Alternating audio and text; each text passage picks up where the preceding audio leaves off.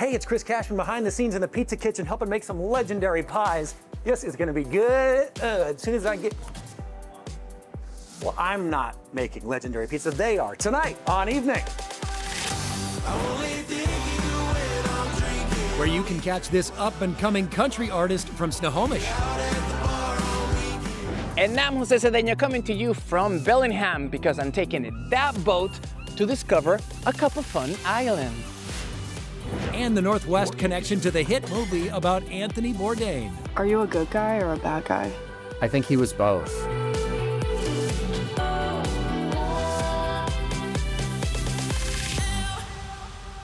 And welcome to Evening Magazine. I just followed my nose to Finney Ridge here in this unmistakable, beautiful blue building, a new addition to the neighborhood, and actually the third location for what the Seattle Times has declared is the best pizza in Seattle. It's pretty cool when the readers say, this is the best pizza, and the critics say, this is the best pizza. Stevie's Famous, now open here in Finney Ridge. Is it the dough? Is it the toppings? Is it the ice cream? Let's find out. From Burien to Beacon Hill and now Finney Ridge, Stevie's Famous has taken its pizza empire to a new neighborhood and is already standing out. Yeah, I mean, we painted a giant building blue. We put up a sign. I've never had a pole sign, so that feels like we've really made it. We're big time now that we have a sign on a pole. This looks like a New York slice shop, but the secret weapon is sourdough. Yeah, we make the dough for all the Stevies in this location. It's something, we do sourdough, so we keep a culture that we feed every day, and that's how we ferment our dough. We use Washington grains. And the fresh-made dough is prepared just feet away from the legendary house-made ice cream. So that's a straightforward Washington dairy in there. It's a really rich ice cream that we spin ourselves, and it's almost, I'd say, chewy, like a New England custard. It's all a part of the pie that makes Stevie's famous. So we keep it simple. We have 7 main pizzas. You can put toppings on. So we hit the cheese pie, the pepperoni pie, the copa pie.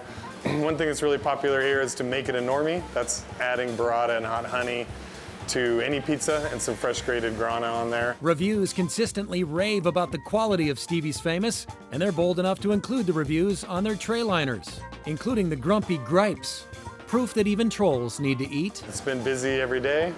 The neighborhood's so supportive, and we've loved opening up this, what's now our kind of central location where we do a lot of our production and our busiest location to date. Thank you. Yum. Stevie's Famous, now open here in Finney Ridge. I'm told it's a great spot for those of you visiting the zoo, just a couple of blocks away. Zoo Tunes, come grab a slice before or after. And I can't help but wonder what Anthony Bourdain would have said about this place. A slice of life like a slice of pizza. You know, Bourdain, he traveled the world celebrating food, but a new movie actually takes us back to his roots. It's called Tony. Saint caught up with the screenwriters, including one who calls Western Washington home. Action. What time is it? It's time for work. Before Anthony Bourdain became the globe-trotting, culture-connecting voice we all knew, he spent summers working in a kitchen on Cape Cod. I need a job. You work in a kitchen before? Sorry. Yeah. Friends since high school, Todd Bartles and Lou Howe began working on the script long before they had a green light from the Bourdain estate. You could have told 50 different stories about Anthony Bourdain. How did you decide to center it on one specific summer? We, as biopic writers, are allergic to cradle-to-grave narratives. We like to pick a window that serves as a larger microcosm. There was this moment, this more underexplored moment, where he became himself in these magical summers on the tip of Cape Cod. Bourdain himself called these happier, stupider times. I think they were quite stupid. Yeah. That's what we're going for. You know I can cook too. The kid said he's a cook, chef. Bourdain, for all of us, is sort of this iconic, rebellious guy. This is insane. I know. The movie captures the moment he discovers that he has a passion for food and makes a decision that it's going to be a part of his life. The film compresses different parts of Bourdain's early life. Leah Woodall represents the rebellious, chaotic side of kitchen life. Antonio Banderas, the discipline and craft that will shape his future. Here, we don't meet the confident, articulate, fearless Bourdain we came to know. Your Tony is insecure, overconfident, and basically just sort of faking his way through adulthood. Was that part of the key to unlocking this character? Definitely. I think, you know, we wanted to show him warts and all as a kid who had dreams but didn't know how to get there. The audience tags along as Bourdain finds something he's always been looking for, a place to belong, as well as the answer to this question. Are you a good guy or a bad guy? I think he was both. I think Antonio and Leo's characters symbolize two competing facets of Anthony Bourdain's personality that he wrestled with his whole life. Before the legend, he was just a kid trying to figure out who he was. Sorry, what is your name? Anthony Bourdain. Thank you, Saint. And the writer on the right, Todd, actually splits time between Olympia and LA. How cool. Tony opens this Friday, and Saint says it is well worth your time. Of course, Seattle's stint hosting the World Cup was a smashing success. If you missed all the fun, you don't have to miss the love of international soccer, because there is an exhibit at Mohi that's just about to wrap up.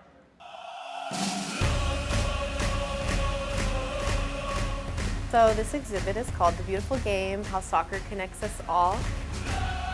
And it's meant to celebrate the World Cup and to welcome international visitors, and also give our local fans and maybe people who are looking to get into soccer in Seattle a glimpse into what soccer is like in Seattle and how you can become more part of that community. People who are playing soccer posted to block the ball. I didn't want to focus too heavily on professional soccer.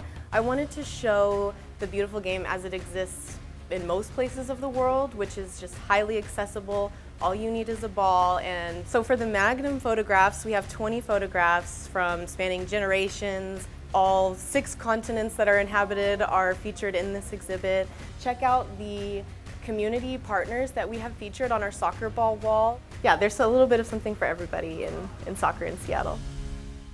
Soccer fans, the Beautiful Game exhibit at Mohi wraps up September 7th. Don't miss it. Still to come on Evening Magazine. Explore Susha and some of the other lesser-known San Juan islands. Jose will show you how. And the Snohomish singer making his own brand of Northwest-style country music.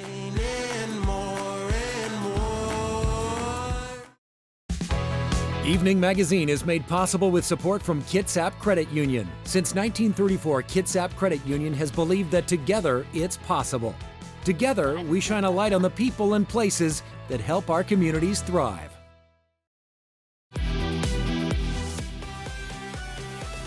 And welcome back to Evening Magazine from Stevie's famous on Finney Ridge, the latest outpost, the third location for what many people believe is Seattle's best pizza. Maybe it's the best Caesar salad. Maybe it's the best house-made ice cream. Or maybe you just come here to play the Sonics in NBA jams. Lining up my quarters, kids. I got next. In the meantime, we must head north for adventure. Let's head to the San Juans, because now there is a new direct way to get there without ever hopping on the ferry. Here's Jose.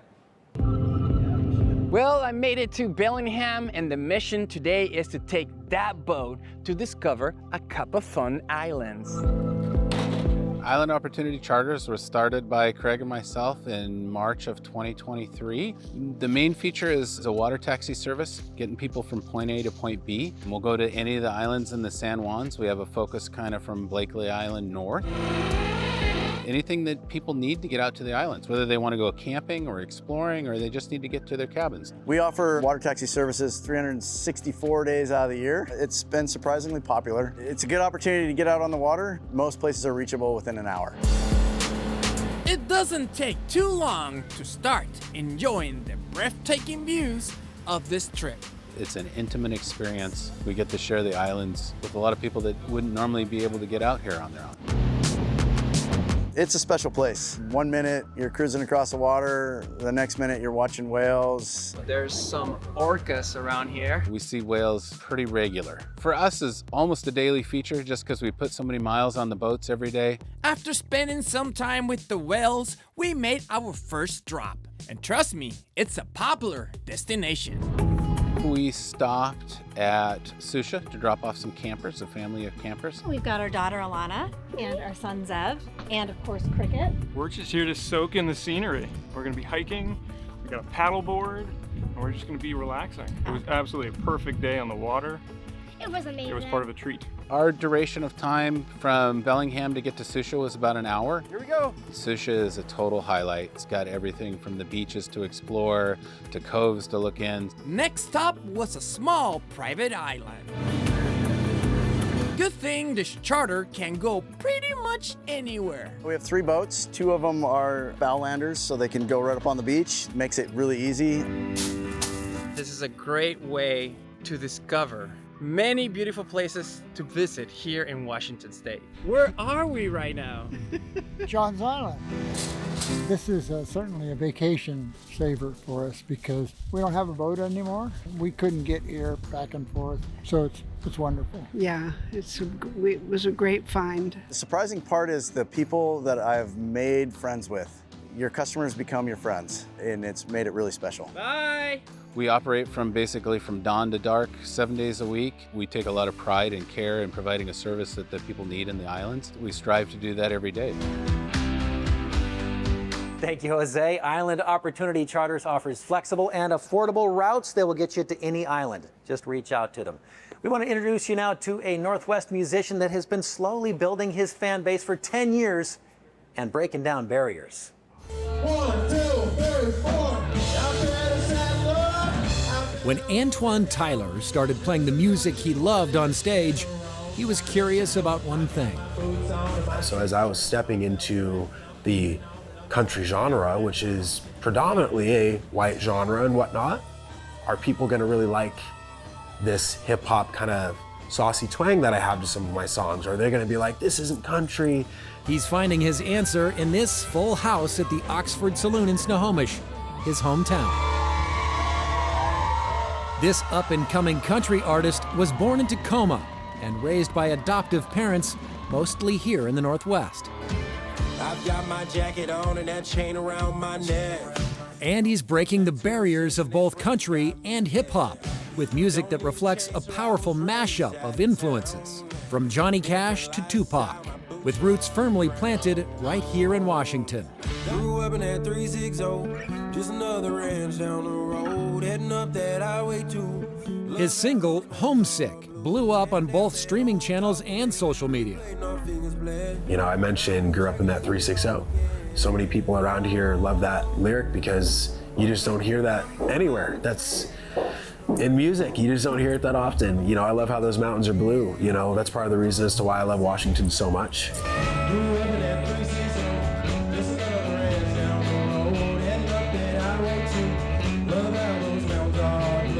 Homesick is also inspired by his grandpa, a fishing buddy, the man who gave Antwane his first guitar when he was 8 years old. He's like the reason why I'm pushing for this music thing. I know that he would be so proud to see myself, and especially tonight, my dad and my brother-in-law out here all sharing the stage tonight. That's Antwane's dad playing harmonica during his son's set. As I think to the future, the impact that I want to make is I want to be able to inspire anyone and everyone that listens to my music.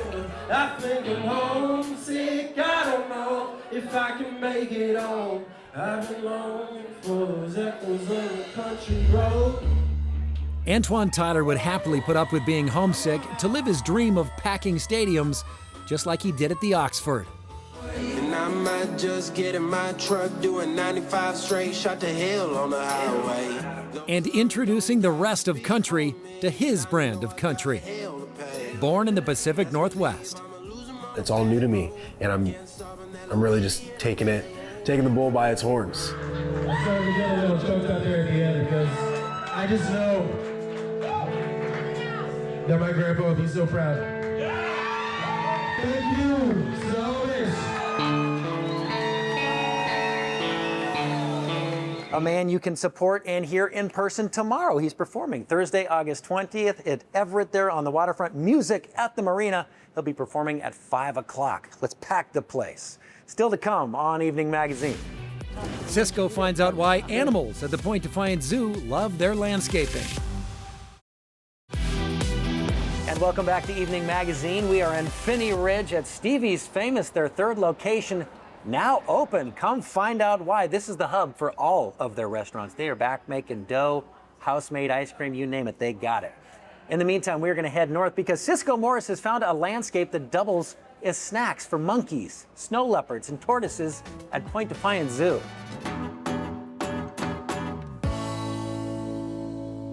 This elated otter, this springing snow leopard, and this baby muskox doing zoomies are all brought to you by plants, all of them grown at the Point Defiance Zoo and Aquarium. Chief horticulturist Byron Jones says these lush landscapes aren't just for beauty, they're also for dinner. I feel like I'm out in the jungle here, you know. What's with all these jungle plants? Well, so right now where we're standing is in the browse garden. So our zookeepers can come back into this area and they can harvest these plants like the banana themselves for whichever animal might use that. The bananas, I do know, I think the tapirs, the anoa, and even our primates like to play with those. Hey, what about this big palm? Does anybody eat this thing? Yeah, so this windmill palm, so it's interesting. You'd almost think it's so rough and tough they wouldn't eat it, but the keepers tell me that tigers in particular like to take the fronds and they roll them up and then they kind of rub around on them. So it's kind of like a back scratcher or something? Something like that. They find it really interesting. So a lot of our animals use the plants in the zoo.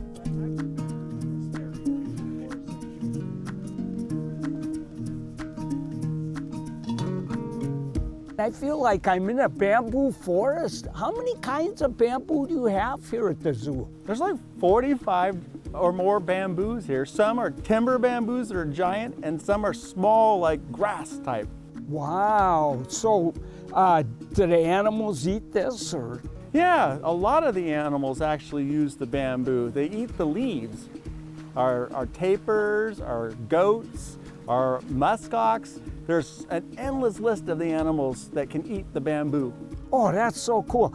Even the cactus they grow here serves as a snack. So Cisco, why don't you go ahead and you pick one of these prickly pear pads so that we can feed it to one of the animals later. And the trick to it is you just grab it on the end and you give it a little twist. All right, so just grab it like this? Yeah, twist that baby till it comes. There you go. Nothing to it. Wow, I'm getting hungry just looking at this. This is too cool. Jumbo Jet the tortoise. Jumbo Jet. All the way from Madagascar. I gotta try feeding them. You've got to take that one you picked and try feeding. Jumbo Jet, are you hungry, little guy? This is almost as good as a Brussels sprout. Jumbo Jet, you're the best. Such a nice little tortoise. You know, you sure are doing a great job here at this zoo. I love it. All these exotic plants everywhere. You are one great gardener. Thanks so much for showing us this place. Thank you, Cisco.